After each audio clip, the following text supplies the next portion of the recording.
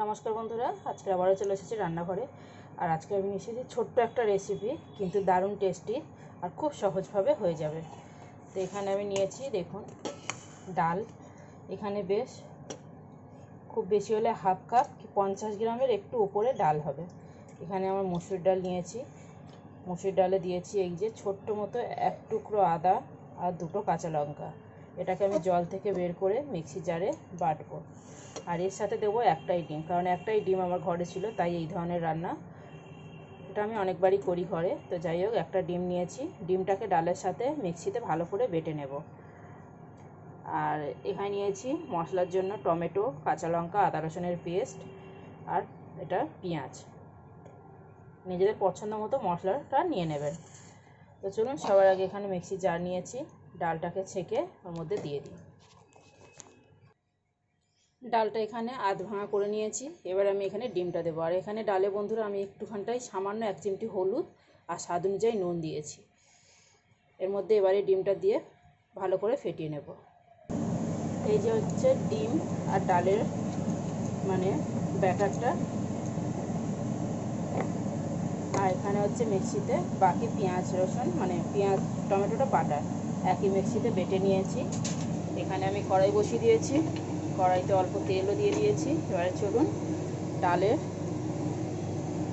বড়া কিংবা অমলেট মতো যেটা হয় সেটা করে নিই। খুব হালকা হাতে ভেজে করব। এখানে বেশিক্ষণ সময় লাগেনি। এই যে দেখুন, অমলেটের মতো তুলে নিয়েছি। এবার অমলেটের মতো আমি এইভাবে ভাঁজ করে নেব।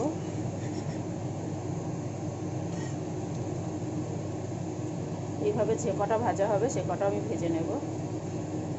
তারপরে এইভাবে টুকরো টুকরো করে আমি কেটে নেব পরে ছুরি দিয়ে। এই যে দেখুন কত সুন্দর হয়েছে। এটা কিন্তু শুধু শুধুও খাওয়া যাবে সস দিয়ে। সব অমলেটগুলো ভাজা হয়ে গেছে। তারপর আমি এখানে দিয়ে দিচ্ছি ফোড়ন, একটু গরম মশলা, জিরে, তেজপাতা, শুকনো লঙ্কা। আর এখন এর মধ্যে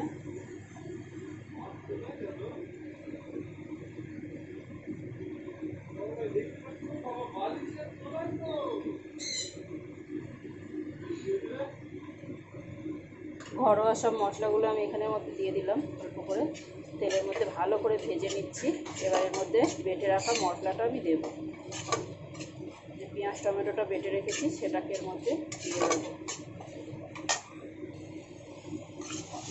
এখানে বেটে রাখা মশলাটা দিয়ে দিয়েছি। এবারে আমি এই মশলাটাকে খুব সুন্দর করে কষিয়ে নেব।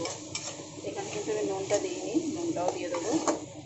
আগে মশলাটা কষিয়ে নিই, তারপর নুন চিনি একসাথে দেবো। এখানে দেখুন আমি কত সুন্দর করে অমলেটগুলো ভেজে নিয়েছি।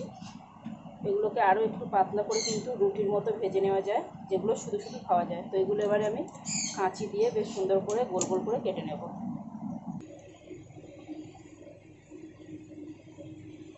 এখানে মশলাটা দেখুন কত সুন্দর করে কষিয়ে নিয়েছি, ঢাকা দিয়ে দিয়ে বেশ সুন্দর করে কষিয়ে নিয়েছি। এবারে এখানে দিয়ে দেবো আমি পছন্দ মতো নুন চিনি। এখানে দিয়ে দিলাম স্বাদ অনুযায়ী চিনি আর একটু নুন।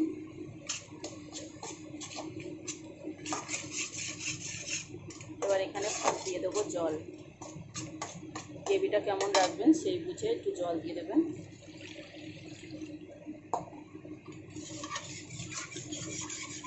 ঝোলটা ফুটে গেলে আমি ডালের অমলেটগুলো ঢেলে দেব। এখানে ঝোলটা খুব ভালোভাবে ফুটে গেছে, দেখতেই পাচ্ছেন।